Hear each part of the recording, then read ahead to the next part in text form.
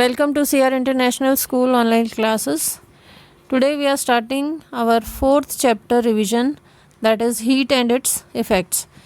इसमें हम सारे पॉइंट्स करके आपके डाउट्स क्लियर करेंगे, तो आपको ये वीडियो ध्यान से देखनी है और जो भी आपकी क्वेरी है वो क्लियर करनी है. So let's start with the first heading. यहाँ पर आपको हीट के बारे में बताया गया है कि हीट क्या होती है. जैसा कि आप सनलाइट में बैठते हो तो आपको हॉटनेस फील होती है, आग के सामने बैठते हो तो भी आपको हॉटनेस फील होती है, लेकिन जब आप आइस को पकड़ते हो या कोई भी ठंडी चीज़ उसमें हाथ देते हो तो आपको कोल्डनेस फील होती है. तो ये जो हीट होती है, हीट क्या है? Heat is a form of energy that causes the sensation of hotness और कोल्डनेस. यानी कि हीट जो है एक तरह की एनर्जी है जो आपके अंदर गर्माहट और ठंडक के एहसास को जगाती है. हीट को हम देख नहीं सकते हैं और इसे केवल फील किया जा सकता है बाय द टेम्परेचर इफ़ेक्ट. जो टेम्परेचर इसके द्वारा प्रोड्यूस होता है उसी के कारण हम इसको महसूस कर सकते हैं. जब कोई भी चीज़ गर्म होती है तो उसका मतलब होता है कि उसका टेम्परेचर इंक्रीज़ हो गया, और जब कोई चीज़ ठंडी होती है तो उसका टेम्परेचर डिक्रीज़्ड होता है. तो जो हॉटनेस और कोल्डनेस होती है वो टेम्परेचर पर डिपेंड करती है. हीट जो है इसकी मेजरमेंट जूल्स या कैलोरीज़ में की जाती है. इसको हम JOULES को जूल्स कहते हैं. SI यूनिट हीट की होती है जूल, जो कि J से रिप्रेजेंट होती है. 1 kilo joule is equal to 1000 joule, और 1 kilo calorie is equal to 1000 calories. यानी कि 1 calorie is equal to 4.184 joules होती है. तो फ़िलहाल आपको यहाँ पर यूनिट जो है उस पर ध्यान देना है. यानी जब आपसे SI यूनिट ऑफ हीट पूछी जाए तो आप जूल में उसका आंसर दोगे, और हीट को मेजर करते हैं जूल्स और कैलोरीज़ में. हीट एनर्जी को समझने के लिए हम ये एग्ज़ाम्पल लेते हैं. जब हम अपने हाथों को आपस में रगड़ते हैं तो हमारे हाथ गर्म हो जाते हैं. ऐसा किस कारण से होता है? ऐसा जब होता है जब हम अपने हाथों को अपने ताकत से आपस में रगड़ते हैं तो हमारी जो मैकेनिकल एनर्जी है वो हीट एनर्जी में कन्वर्ट हो जाती है, जिसके कारण हमारे हाथ जो हैं वो गर्म हो जाते हैं.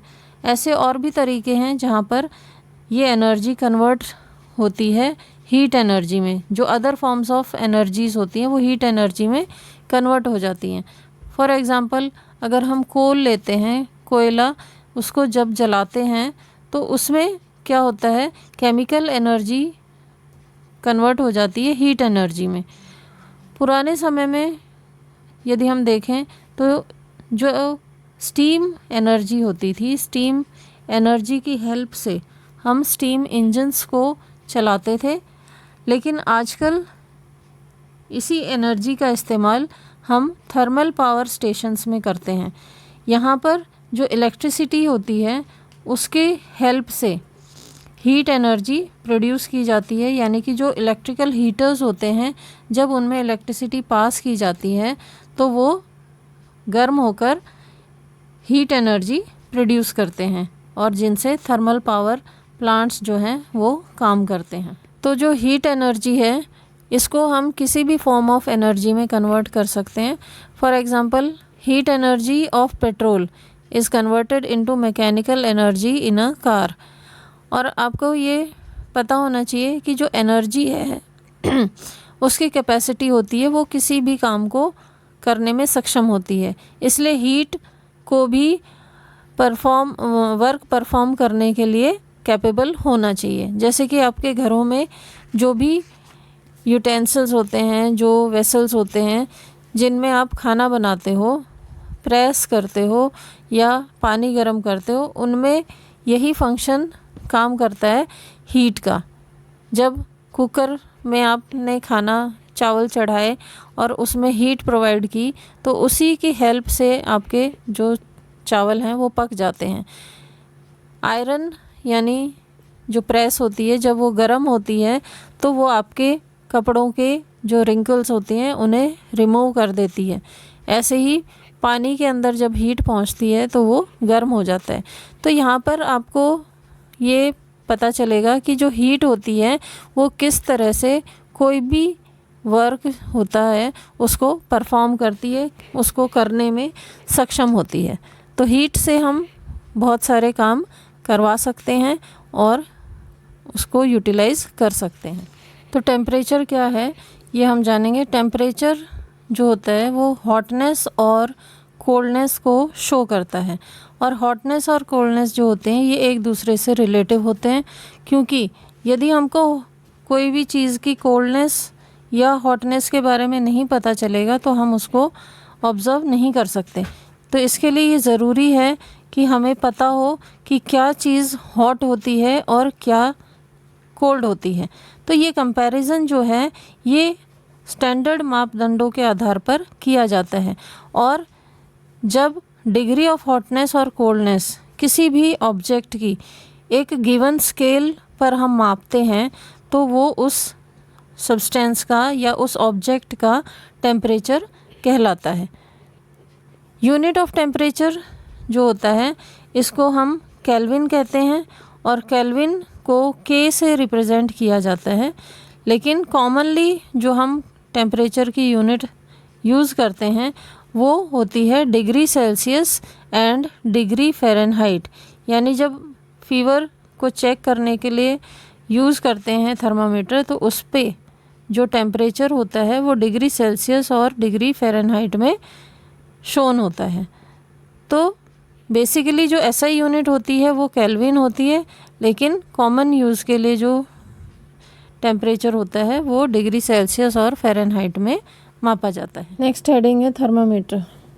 थर्मामीटर जो होता है ये एक डिवाइस होता है जिसकी हेल्प से हम टेम्परेचर को मेजर करते हैं। थर्मो जो कि एक लैटिन वर्ड है, इसका मतलब हीट होता है। थर्मामीटर किस प्रिंसिपल पर वर्क करता है वो होता है expansion of liquids on heating.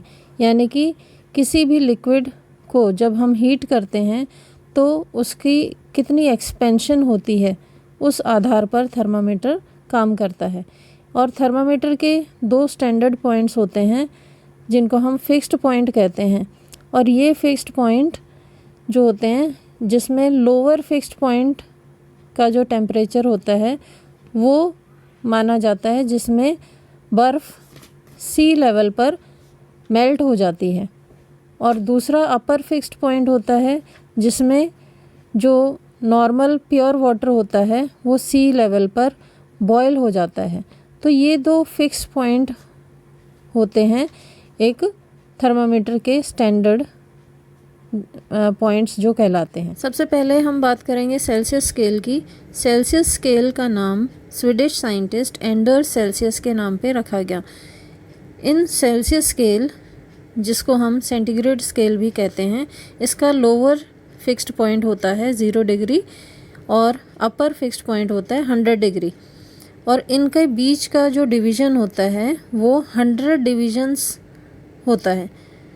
India ने सेल्सियस स्केल को अपनाया है, और इसके पहले फ़ारेनहाइट स्केल के का ही इस्तेमाल किया जाता था। सेकंड जो टाइप है वो है फ़ारेनहाइट स्केल।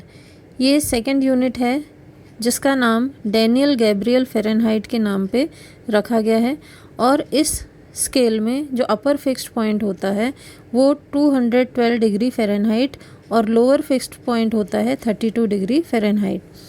इनके बीच का जो टाइम इंटरवल होता है वो 180 डिविजन्स का होता है, और जो कि केल्विन स्केल होता है। इसके बारे में आप हायर क्लासेस में पढ़ोगे। सेल्सियस स्केल और फ़ारेनहाइट स्केल की जो रिलेशनशिप होती है इसको हम टेम्परेचर जो होता है सेल्सियस स्केल का, उसको फ़ारेनहाइट स्केल में कन्वर्ट करने के लिए इस्तेमाल करते हैं। डिग्री सेल्सियस से डिग्री फ़ारेनहाइट और डिग्री फ़ारेनहाइट से डिग्री सेल्सियस में कन्वर्ट करने के लिए जो फार्मूला यूज़ होता है, उसमें हम ये फार्मूला लेते हैं C/5 is equal to F minus 32/9, और इसी के वाइस वर्सा हम दूसरे कन्वर्जन के लिए यूज़ करते हैं। तो बेटा इस फॉर्मूले को यूज़ करके हम कोई भी जो कन्वर्जन है उसको सॉल्व कर सकते हैं, और ये न्यूमेरिकल क्वेश्चंस में पूछा जाता है जिसमें हम इस फॉर्मूले का इस्तेमाल कर सकते हैं। तो आज के लिए हम ये वीडियो यहीं पर समाप्त करते हैं। आगे की वीडियो में हम इसके आगे यानी कि टाइप्स ऑफ थर्मामीटर से कंटिन्यू करेंगे। Till then, thank you and have a nice day.